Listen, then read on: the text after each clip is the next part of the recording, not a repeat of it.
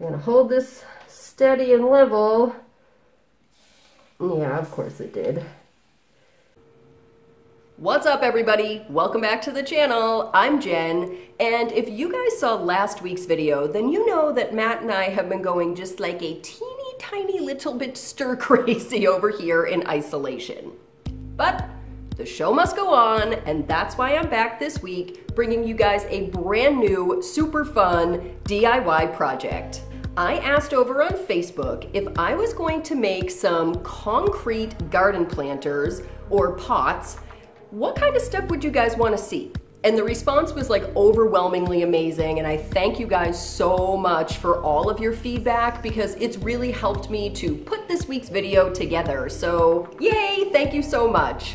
What you guys said you wanted to see is a mix of some traditional shapes and some more funky shapes. Now that Matt has put in our garden outside, we just don't have the space in that small plot to do herbs. And we've got some basil seeds and some cilantro, and I think we might have some other stuff too that would work out perfectly in some smaller garden pots. I figured I've got concrete, I'm not going to stores right now, I can test out some of those things and see if they're gonna work out. This could be a huge fail, but we are gonna find out together. So if you like videos like this, you can let me know that information by giving this one a thumbs up, which you'll find below. Also consider subscribing if you haven't subscribed already. Most of our viewership is coming from non-subscribers, so don't hesitate, just click that red button, then click the bell, click all in the menu, and you'll be notified whenever I upload a brand new video, which I try to do every Friday morning at 6 a.m. Arizona time. If you saw last week's video, you know how much crap there is in the corner of my garage where I usually do my concrete pour. I gotta clean that up. I'm really excited to dive into this DIY project. I can't wait to try to make some concrete garden planters, so let's get out into the garage.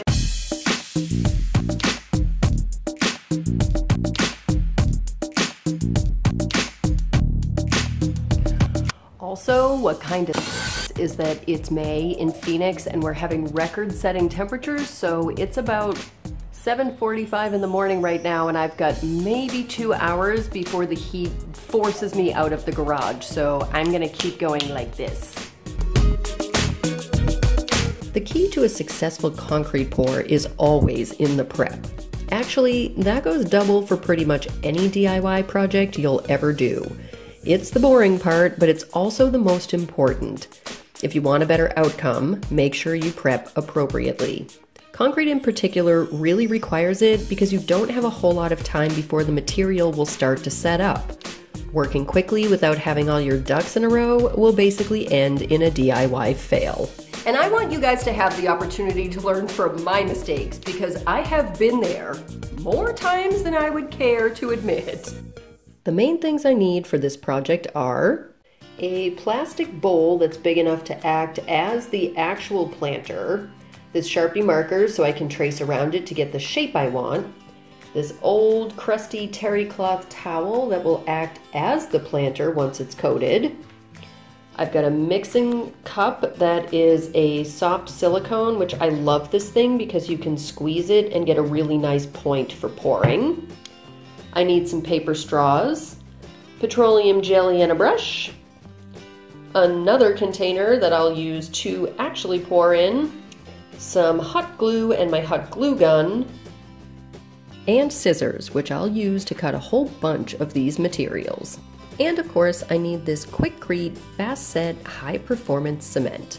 In today's video, I'm not gonna show how I mix concrete. I've already done that a bunch of times. If you guys wanna see how I mix up concrete, just click on any of those down in the description once you have finished watching this video. First up, I trace around the larger bowl to get my desired shape. Then I cut out the circle along that line and dry fit it onto a smaller bowl. The smaller bowl will act as my mold once the towel is coated in cement. Once I'm happy with how it looks, I mark 4 dots and snip them to create drainage holes. Once the holes are done, I use the Sharpie to transfer the placement onto the bottom of my plastic bowl. This is how I'll know where to line up the straws. I mark, cut, and hot glue the straws in place, then do a test fit. Looks great! For the second planter, I wanted to make something tall and skinny. So first I need to hot glue the paper straws to the bottom of the spacer cup. The straws will leave holes in the bottom of the piece for drainage as well as act as a platform while I'm pouring. I test the fit and make sure it stays upright. In order to make sure that this other cup doesn't lift up in the concrete, I'm going to use a whole bunch of rocks. That's pretty darn heavy, and I think it's going to hold up just fine. My main concern is that it's wobbly, but I don't think that's actually a big deal. With a successful dry fit, all that's left to do for prep is to coat the container with a mold release agent. I like petroleum jelly, mostly because I have it on hand right now, but it does actually work really well with this cement. After mixing the concrete, I started with the towel bowl. I knew it would be super messy and that it would soak up a lot of concrete, so it seemed smart to start there in case I had to mix more for the pour. And as it turned out, I was right. I did need to mix more for the second planter.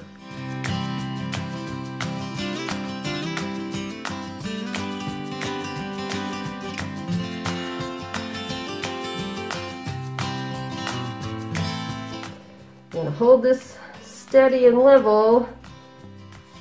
Yeah, of course it did.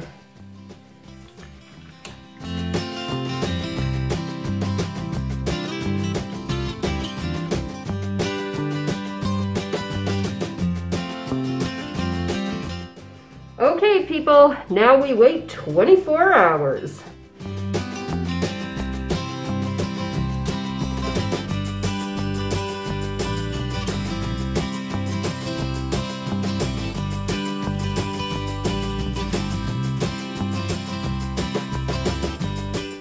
All right, let's try to get these things going.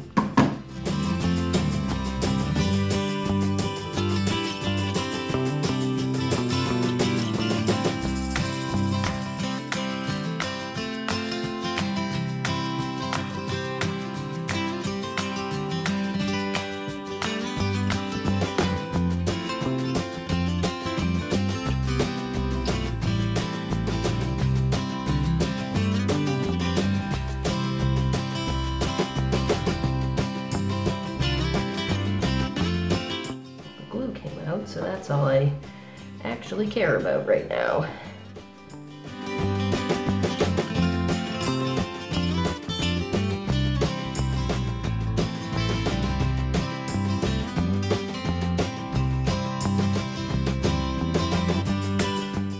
I am not totally disappointed with these. This obviously will have to, something will have to get done here. Oh, I guess not. Okay, I can just push it down.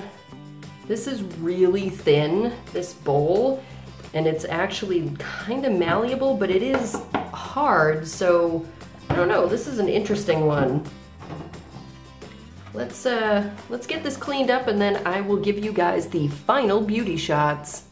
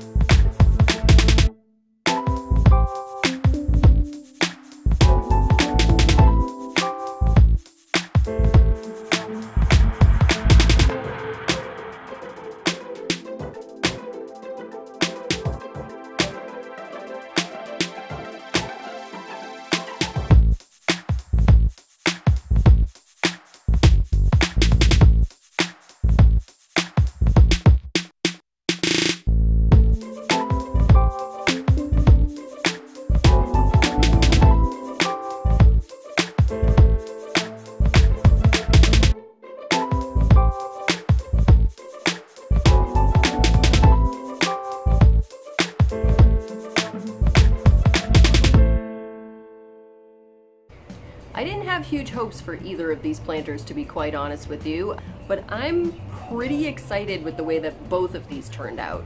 The smaller one is really cool, and the striations on the outside from the brush where I used the petroleum jelly actually remind me a lot of the fire bowl that I did way back last fall sometime, and I think these are going to go really nicely together. I will absolutely make a bunch more of this exact style. As for the towel bowl, I don't hate it. I think it actually turned out exactly as I was hoping for it to turn out, but there are some things about it that I wish weren't the case. For example, I don't know if you can see it, there's a lot of cracking in the concrete where it was a lot thicker where it went onto the towel.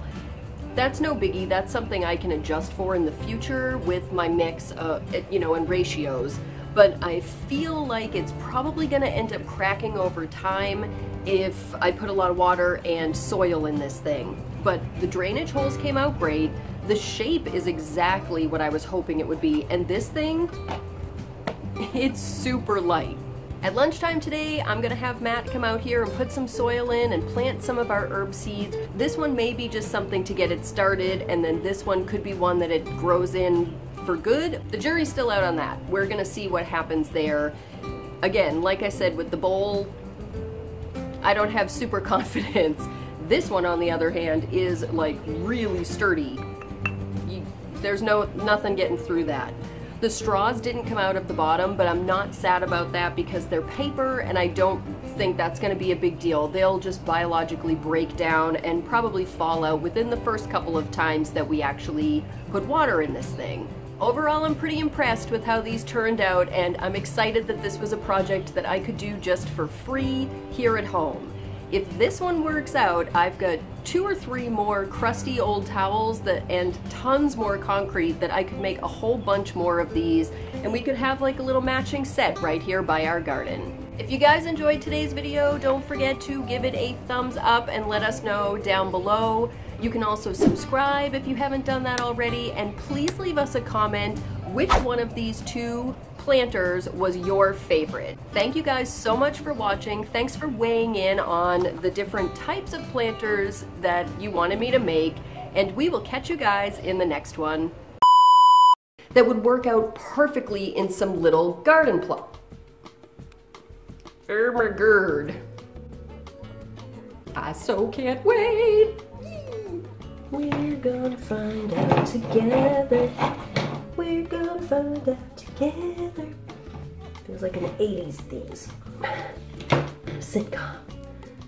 We're gonna find out if it sucks together. La la la la. Yeah. There are terry cloth fluffies literally everywhere in this room right now. Fluffy. I guess there's worse things than sitting on dirt. Mechanic pants. Oh, people sounds. But Matt's outside. I like to take advantage of these moments where I get the living room to myself because I get the best light in here, and yeah, I think he's on like a conference call or something, so he's like not even gonna be in here for at least 5 minutes. I can just have a dance party, dance party, dance party. No, stop right now.